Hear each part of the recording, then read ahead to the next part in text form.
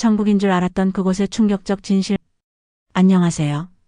저는 올해 78세 김정숙입니다. 여러분 실버타운이라고 들어보셨나요?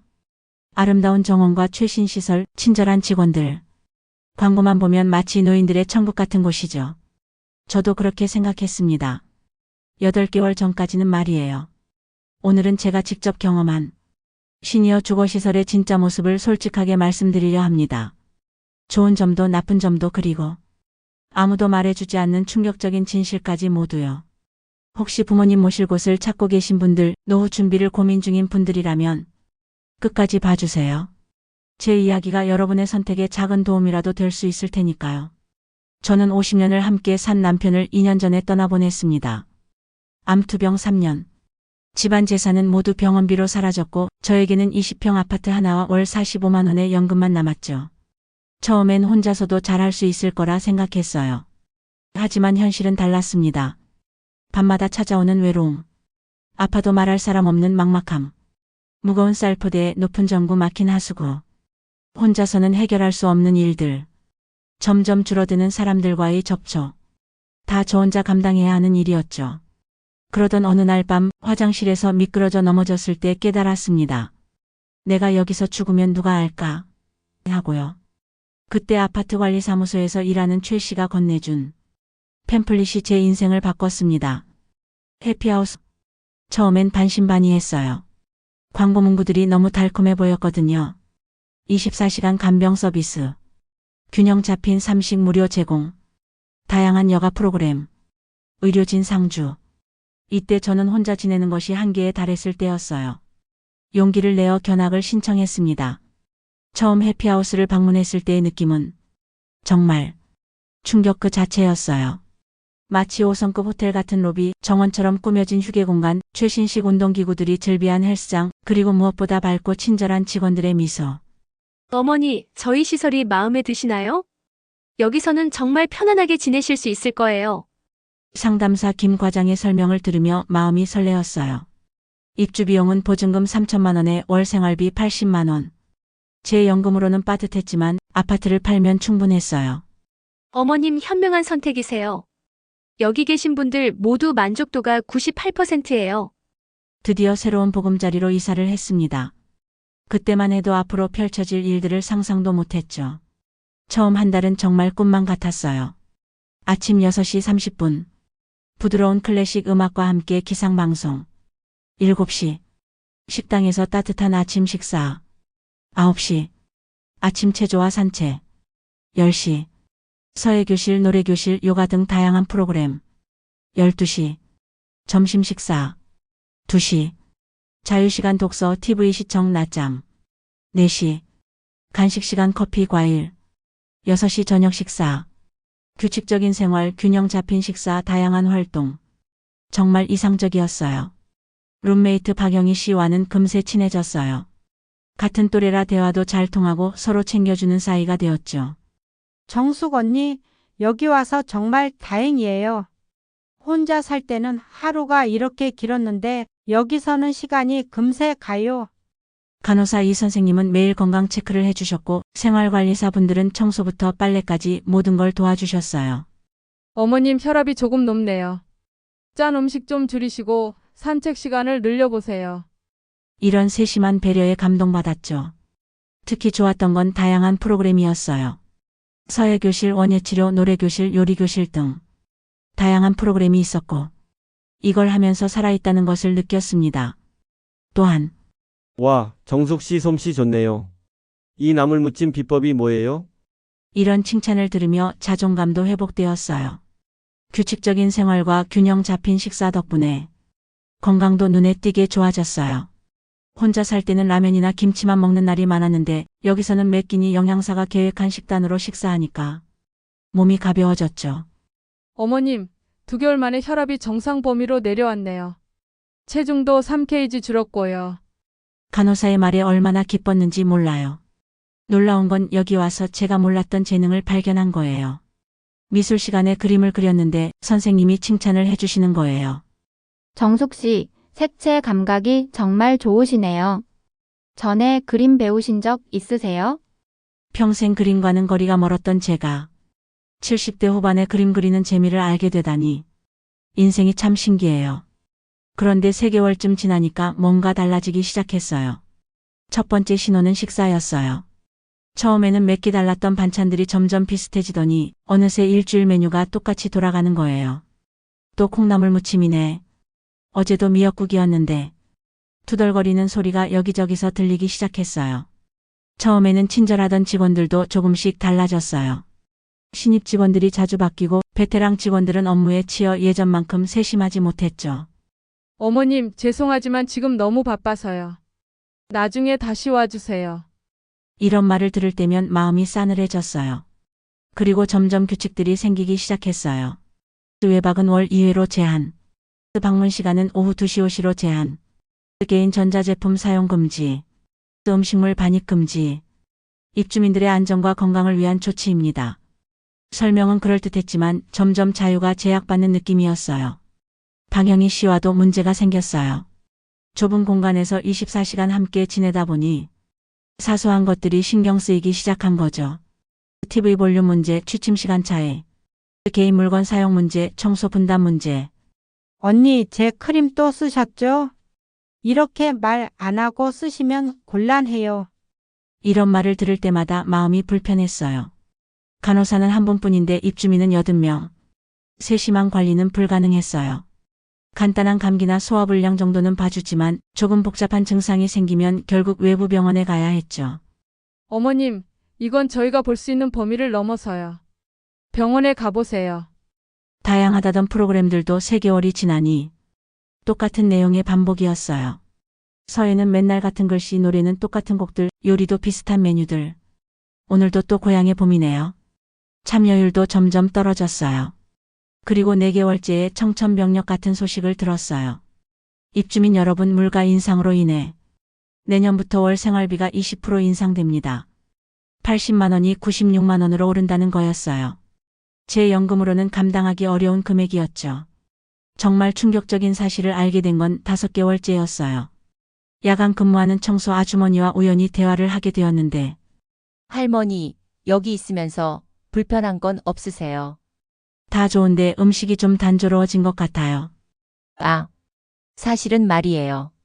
그분이 들려준 이야기는 충격 그 자체였어요. 음식 재료비가 1인당 하루 5,000원이에요. 세끼 모두 포함해서요. 어떻게 제대로 된 음식을 만들겠어요? 처음 몇 달은 적자 감수하고 좋은 재료 쓰는데 시간 지나면 하루 5,000원으로 3끼 식사라니. 편의점 도시락 하나 값도 안 되는 금액으로요. 직원들 월급이 너무 적어서 오래 못 견뎌요. 간호사도 병원의 절반 수준이고 요양보호사들은 최저임금에서 조금 더 받는 정도예요. 그래서 자꾸 바뀌는 거예요. 친절했던 직원들이 왜 자꾸 바뀌는지 이제야 이해됐어요. 가장 충격적인 건 의료진에 대한 이야기였어요. 간호사 선생님이 매일 오시는 건 아니에요. 주 3회 오시고 나머지는 간호조무사가 대신하죠. 의사? 월 1회 왕진하러 오시는 게 전부예요. 24시간 의료진 상주라던 광고는 완전히 거짓이었던 거죠. 그런데 진짜 충격은 따로 있었어요. 할머니, 여기 계신 분들 중에 원래 집 팔고 온 분들 많죠. 그분들이 나가고 싶어도 못 나가는 이유를 아세요? 왜요? 보증금을 돌려받으려면 6개월 전에 미리 말해야 하거든요. 그런데 그 사이에 방이 채워지지 않으면 위약금을 물어야 해요. 보증금의 30%를요. 3천만 원에 30%면 900만 원. 엄청난 돈이었어요. 그제야 제가 서명한 계약서를 다시 자세히 읽어봤어요. 작은 글씨로 빽빽하게 적힌 조항들. 그때는 잘 몰랐던 내용들이었죠. 6개월 전 퇴소 신고 의무. 방공 실시 위약금 부담. 생활비 인상 시 30일 전 통보로 충분. 개인 물품 분실 시 시설 책임 없음. 의료사고 시 개인 책임. 이런 불리한 조항들이 한가득이었어요. 이런 사실을 알고 나니 다른 입주민들과도 진솔한 대화를 하게 되었어요. 정숙 씨, 사실 저도 나가고 싶어요. 하지만 갈 곳이 없어요. 집은 이미 팔았고 위약금 내면 남는 돈으로 어디 가서 살겠어요. 저는 자식들이 여기 보냈는데 문제 제기하면 그냥 거기서 참고 살라고 해요. 자식들한테는 부담이고 나한테는 체면 상하고. 나중에 알고 보니 이 시설은 대기업에서 운영하는 곳이 아니라 개인 사업자가 프랜차이즈로 운영하는 곳이었어요. 본사에서는 브랜드와 시스템만 제공하고 실제 운영은 각 지점의 사장 마음대로였던 거죠. 수익성이 안 맞으면 서비스질을 낮출 수밖에 없어요. 입주민들이 어디 가겠어요? 이게 사장의 솔직한 생각이었나 봐요. 이 모든 진실을 알고 나니 절망스러웠어요. 하지만 포기할 수는 없었죠. 다시 혼자 살기에는 너무 늙었고 다른 대안도 마땅하지 않았으니까요. 그래서 제가 선택한 방법은 같은 처지의 입주민들과 정보를 공유하고 서로 도우며 살기로 했어요. 혼자서는 약하지만 함께하면 목소리를 낼 수 있으니까요. 또 불편한 점이 있으면 참지 말고 정중하되 확실하게 의견을 표현하기로 했어요. 무작정 참으면 더 나빠질 뿐이니까요. 다음은 시설 프로그램에만 의존하지 말고 개인적으로 할 수 있는 취미를 키우기로 했어요. 이런 마음가짐으로 지내니 조금씩 변화가 생겼어요.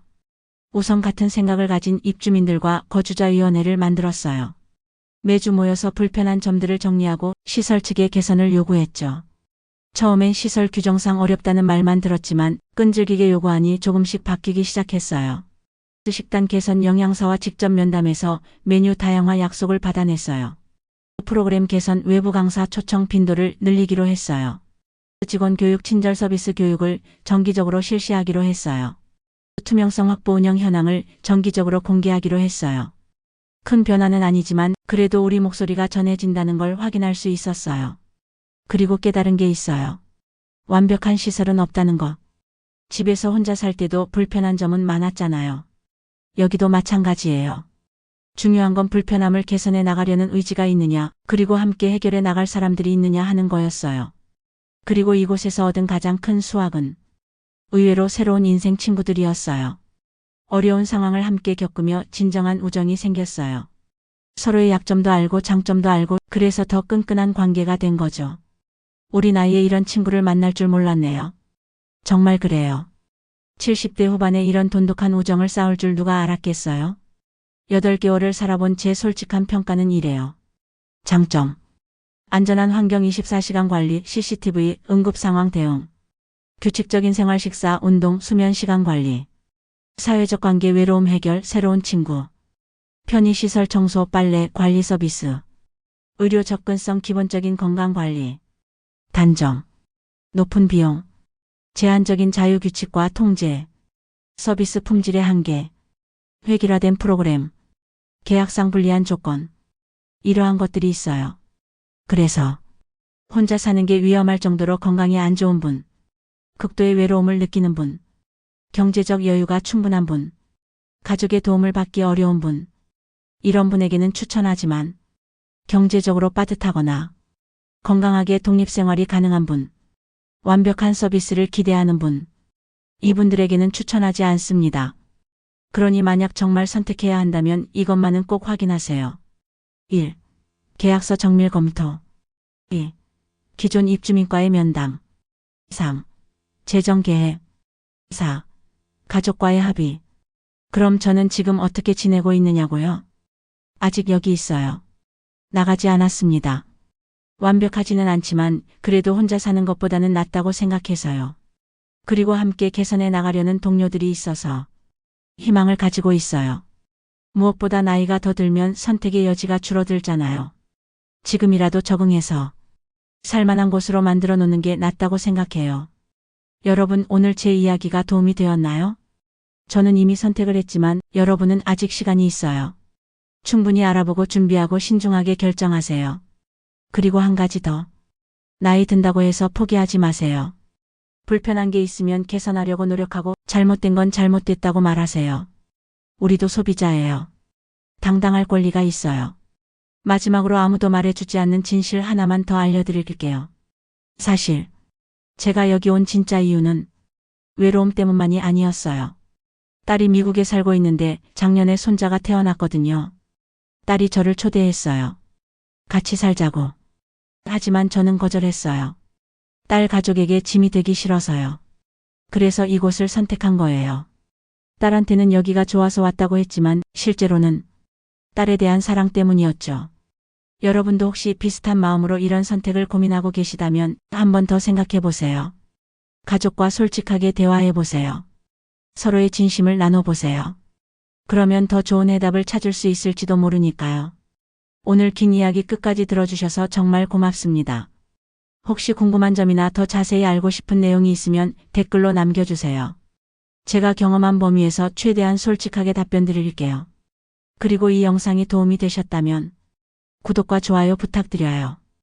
여러분의 부모님 또는 주변 어르신들에게도 공유해 주시면 더 많은 분들에게 도움이 될 거예요. 마지막으로 건강하세요. 건강이 최고의 노후 준비입니다. 감사합니다.